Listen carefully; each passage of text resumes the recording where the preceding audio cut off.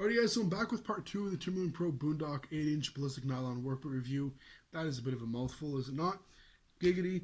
So continue inserting your giggities as always. Let's get into this video. So one thing that I want to point out really quickly is something I completely forgot to mention in the first part.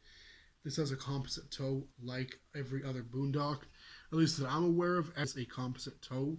I apologize about that bit of a lag. I'm not sure if that was camera, if that was just me, because I'm tired. But yeah.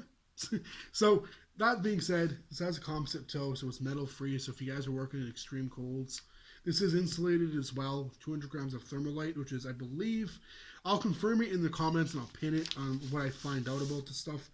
I believe it's Timberland Pro's proprietary insulation, as opposed to using Thinsulate, or I believe Primaloft is what they use in their regular footwear, like regular insulated boots, right? So that's really nice. I would say, and this. I'm going to talk about this really quick because I don't really talk about it too much. This is the first pair of boots I've ever had that's insulated, work boots wise. And you guys will know I don't ever get cold feet. For the most part, unless I'm wearing running shoes and it's really windy, my feet stay warm. I don't have to wear wool socks, although sometimes I choose to, just for that extra little bit of cushioning and that extra little bit of comfort. It feels nice. I don't have to. So the reason I got these boots is not because they're insulated. If they had this exact boot in a non-insulated version, I would have gone with that. No problem.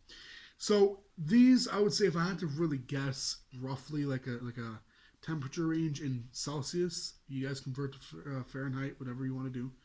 Um, I would probably say this is about roughly what, anywhere from minus 15 to minus 20, to where you really, really, really should consider wearing a thicker sock. But that's just me. I really don't know. Maybe I'm not out of the ordinary for not getting cold feet like that. Like, for instance, I've said it time and time again with these boots, I never ever get cold feet, and these are not insulated whatsoever, as you guys can see. The reason why I'm showing you guys the inside of the boot is because boots that are insulated usually stay either on the tongue or on the side of the collar. So that being said, these are a really, really good quality boot overall. Just, they are insulated. So if that's not something that you're looking for, these are the boot for you. Next up, the anti-fatigue midsole technology. I've talked about this in every other work boot review that I've done with a Timberland Pro boot. I've never had an issue with comfort with them. Straight from the box to the last day of being worn. For those of you guys who are wondering if that's the case, why are you getting these? These are just too worn out for my liking and my comfort.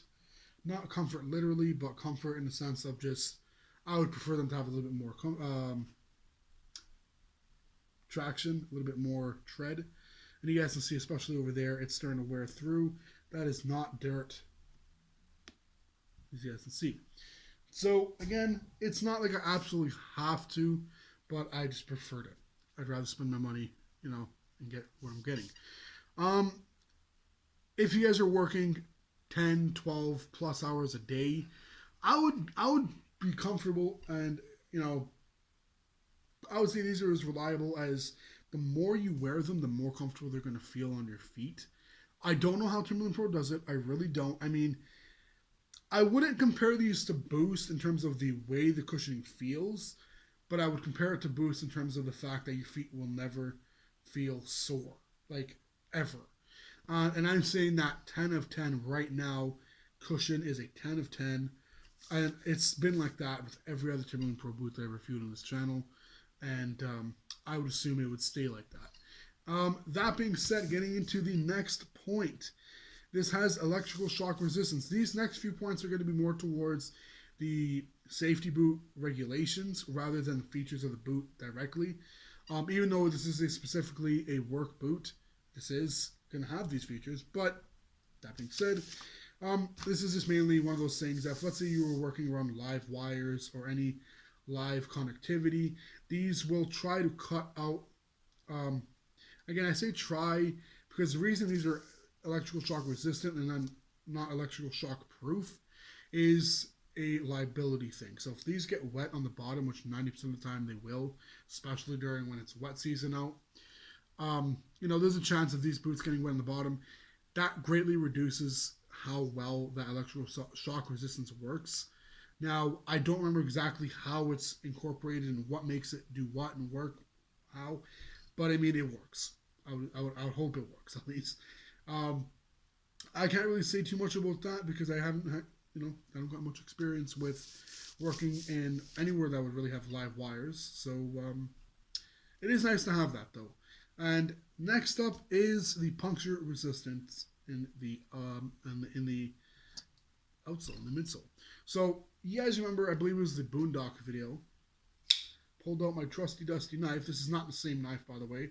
Unfortunately, that knife ended up losing. I slipped at work last year doing snow removal, and my knife went flying somewhere closed. I just don't know where it is. Somebody probably ended up finding it, but the whole point is, let me not do it like that, just in case the knife bends. You guys can see I'm stabbing the boot, just not going through, right? I don't want to say that I would recommend you going all out and like stepping on a bit of nails, but I mean, I would still say even at that, these would hold up really, really well. That being said, I mean, I fully trust that because these are CSA approved, that my feet would be, and I said feet, yes, my feet would be protected from any moderate puncture incident. Next up, the oil resistance. This is something that very different from slip resistance. Slip resistance and oil resistance are different things. Oil resistance, this is more where oil will start to break down, or at least speed up the process of breaking down in the outsole, which is the bottom of the boot. Mainly because of the rubber compound that's used is either too soft or it's just not designed to resist and withstand, consistent conditions of being around oil. So if you guys are a mechanic, that's what you want. You want oil resistance. If you guys are working in a kitchen where there's oil on the floor, you want to really make sure you have good slip resistance. Now, these are by far some of the best boots you can get when it comes to working in snow. Not just because they keep your feet warm and dry, but they keep you planted. I would say, like I said, with the Boondocks and the resistors, these have really, really good traction, a little bit above average in terms of grip on the snow. If I had to give that like out of 10, I would give these like a 9.5. There are no boots that are 100,000,000% guaranteed that you will never slip on snow or ice, whatever. One thing that I would even recommend is getting a pair of Yak Tracks or doing what I did last year, as you guys will see in the bottom of these boots. You guys can kind of see. Over there, over there, over there, there. I put little screws, which I bought another pack of them because the ones that I did last year just weren't really sufficient. They weren't really the proper type of screws that I was going to need, but they worked just for that time. And I'll show you guys how to set that up. It's super simple. I'll leave a link in the description, the screws to buy them. Not in this video, but in that video when I do it. It's just an overall really, really good design in terms of the traction.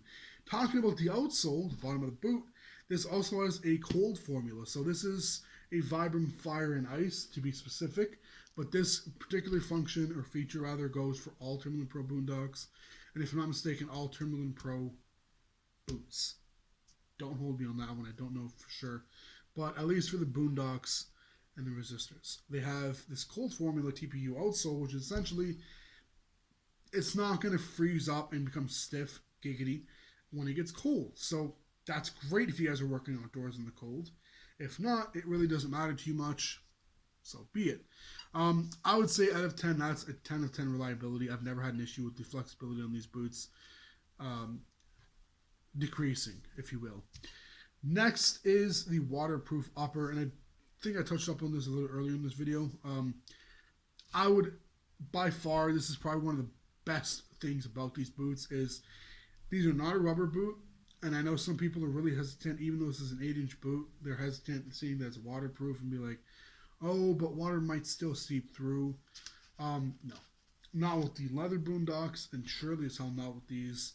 I am 150% confident I could step in a puddle up to the third last eyelet, or if you really want to be for sure, at least this eyelet, and it is not going to have water seep through, mainly because the tongue is stitched to the upper, so it kind of has like a bit of a welt, if you will, and that's pretty cool. Now, again, if you guys are working in extreme conditions and really muddy, I would probably, if waterproofness, if that's even the term, is your top priority, chances are you're going to be working in spots where, you know, a rubber boot would probably be more ideal. Not that you would have an issue with this, it's just a rubber boot. If your number one priority is keeping your feet dry and stuff like that, a rubber boot would more than likely. Again, it really depends on the kind of environment you're working in. I mean, I could go with the rubber boot. I could go with this kind of boot, and I chose this just because I prefer laces, which is literally one of the only reasons why I went with this kind of boot. I was considering a rubber boot, but it's just laces. I injured my ankle a few years back, and you know what I'm saying, it's just not something I want to experience again, especially on that same foot. Knock on wood. But that's going to be pretty much that. I'm trying to think if there's anything else that I haven't mentioned. These do really, really good in terms of grip. On the ice, I mean, I would say these are a little bit above average, just a little bit. When the ice is wet, that's where you really start to notice these don't grip that much. But most boots that don't have built-on studs or anything of that nature, and you're just using the outsole rubber for traction, most boots will have that same kind of performance. Anyways, guys, if you guys enjoyed this video, give it a thumbs up. Tell me what you guys enjoyed about this video. If you guys own these boots yourself or are planning to get these boots, let me know if my video helped you make that purchase decision, because that's what they're here for. Till next time, guys. Peace.